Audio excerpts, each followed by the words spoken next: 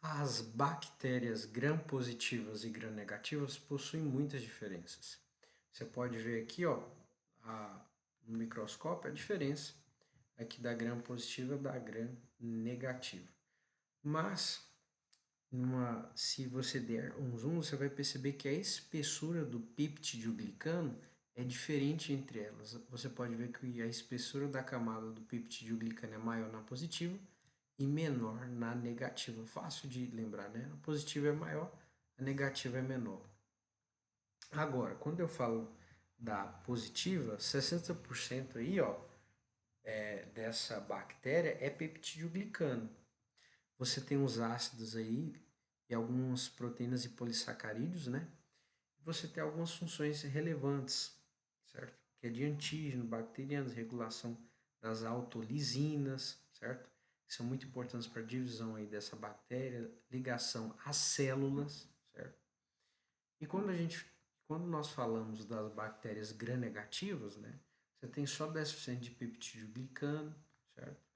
Na membrana externa aí você tem lipoproteína, ligação com o peptidoglicano, você tem um fosfolipídio na camada mais interna, você tem um lipopolissacarídeo, LPS, muito importante, tá certo?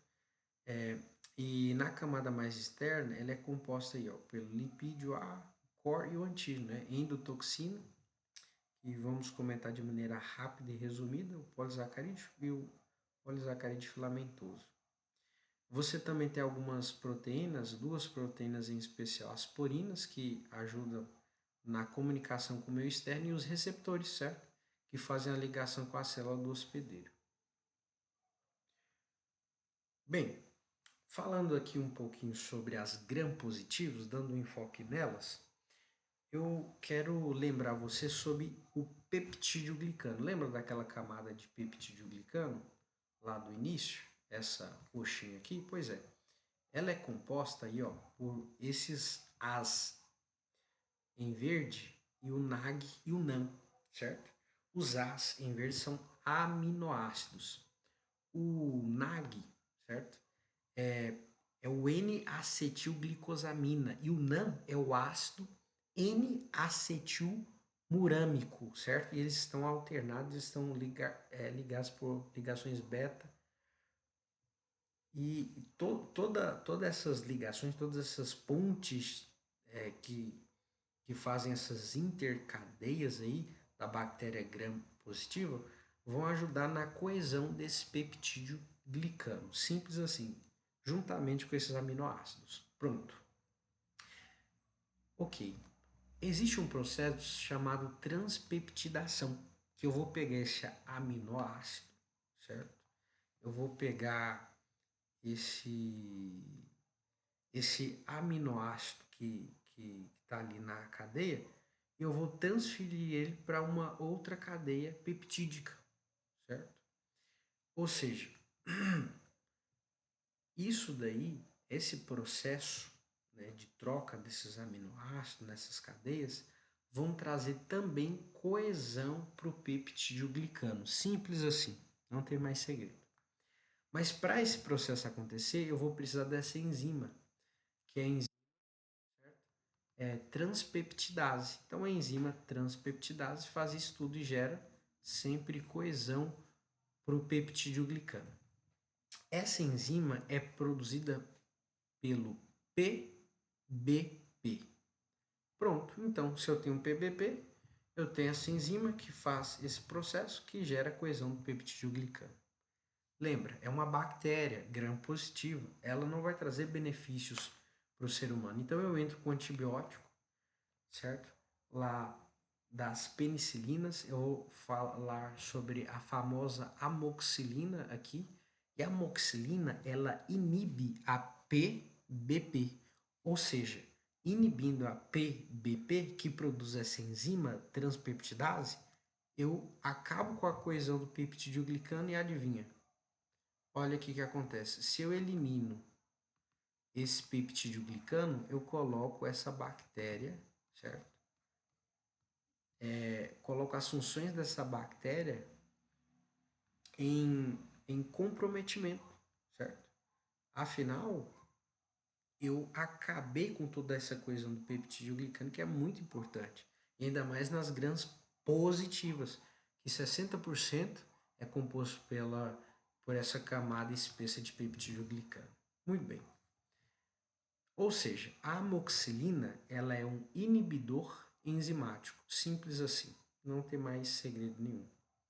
Pronto, acabou. Resolvi o meu problema com a minha bactéria gram-positiva. Porém, a bactéria gram-positiva, ela começa a ter, olha aqui, mecanismos de resistência. E uma das formas de resistência é a produção das penicilinases ou das beta-lactamases, certo? Que elas vão inibir a ação da amoxicilina. E se elas vão inibir a ação da amoxicilina, todo esse processo não vai acontecer. Como que elas inibem, né, a ação da amoxicilina? Poxa, muito simples. Elas vão atuar aqui, né, no sítio de ação da penicilinase, certo? Quebrando aqui, ó, o anel beta-lactâmico. Se eu quebro o anel beta-lactâmico, eu não permito mais que essa amoxicilina se ligue e inibe a PBP. Simples assim, certo? Pronto. E aí, acabou? Não. Nós temos mais um mecanismo de resistência. E esse mais um mecanismo de resistência transforma PBP em PBP2. E essa PBP2, como ela é nova, a amoxicilina não consegue interagir mais e esse processo continua esse processo da enzima e da coesão do peptidoglicano continua normalmente, porque não existe mais a PBP, mas a PBP2, que tem uma conformação estrutural completamente diferente. Essa estrutura é própria das Staphylococcus aureus, né? Meticilina resistente, a famosa cepa MRSA, certo? É própria delas, ou seja, não adianta você utilizar ali da amoxicilina para Staphylococcus aureus meticilina resistente mais a cepa MRSA, tá bom? Ok. Então, aqui você tem os beta-lactâmicos, né? Eles atuam da bactéria.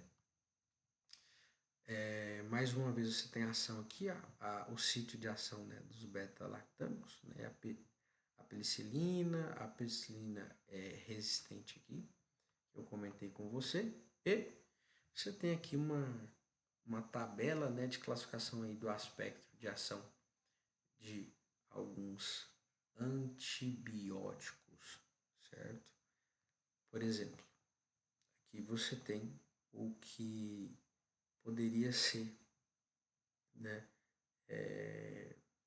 registrado com relação à penicilina G, as beta-lactamases resistentes, enfim, de maneira resumida aqui, cada ponto que fora comentado. Bem, ainda fazendo um mega resumo, cito as bactérias gram-negativas com o intuito de mostrar a ação delas no corpo humano, de como elas são muito importantes de serem entendidas para evitar maiores querelas para o corpo humano, para o indivíduo, para o seu paciente. Então, o que acontece? Você vai ter aqui, por fim, que eu coloquei de vermelho, você pode perceber, certo? O famoso dano endotelial, que vai gerar N problemas, certo? Esse dano endotelial começa primeiro com a atuação dessa bactéria gram-negativa, deixar assim de vermelho.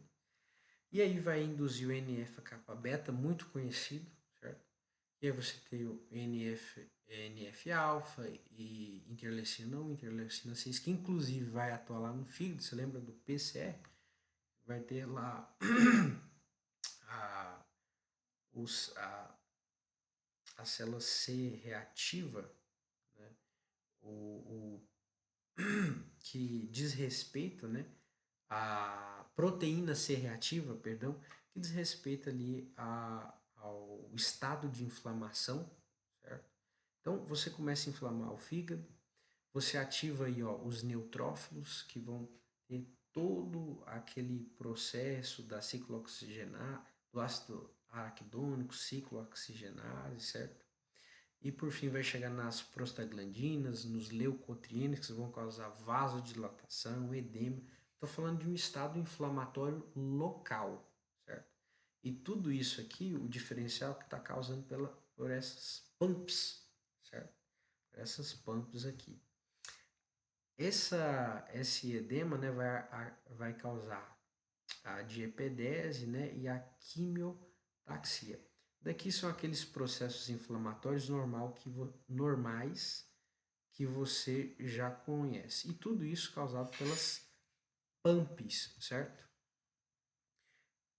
Acontece que esse dano endotelial, né, ele é local, ali onde estão essas bactérias. A partir do momento que esse dano endotelial acontece naquele local que está essa bactéria, vai ocorrer uma coagulação intravascular disseminada. Uma coagulação intravascular disseminada, certo? Então, essa coagulação intravascular disseminada, ela vai consumir as plaquetas, a protombina, certo? O TAP vai estar alargado, certo? Porque essa protombina está sendo consumida. E a plaqueta, certo? Em razão do dano endotelial, também está diminuindo. Ou seja, é um paciente com pulso filiforme, é um paciente que tem uma leucocitose com neutrofilia, com desvio à esquerda, certo? Então você vai ter uma baixa de plaquetas, uma baixa de a famosa trombocitopenia, né? Eu coloquei aqui uma representação simples, né, que diz respeito desses fatores de virulência das grãs negativas, da endotoxina, né, que tem manifestações sistêmicas da infecção gram-negativas, né? Então, elas ativam todo esse processo, essas citocinas que eu falei, vai ter a leucocitose, trombocitopenia, né? Uma baixa das plaquetas, coagulação intravascular disseminada, febre, tá certo? Lado desvio à esquerda, diminuição da circulação periférica, como eu te falei, é pulso filiforme, a pessoa vai entrando em choque hipovolêmico e nós vamos ter aí a morte do indivíduo caso não ocorra nenhuma ação para impedir esse processo, né, inflamatório causado pela gram-negativa. Isso eu falei em um ponto, certo? Numa região. Agora, essa bactéria, ela vai cair na corrente sanguínea e ela vai gerar esse problema de maneira sistêmica, de maneira generalizada, uma inflamação geral, praticamente crônica, vamos dizer assim, né? Então, todo o corpo, ao mesmo tempo, vai começar a ter esses sintomas causados por essa bactéria gram-negativa.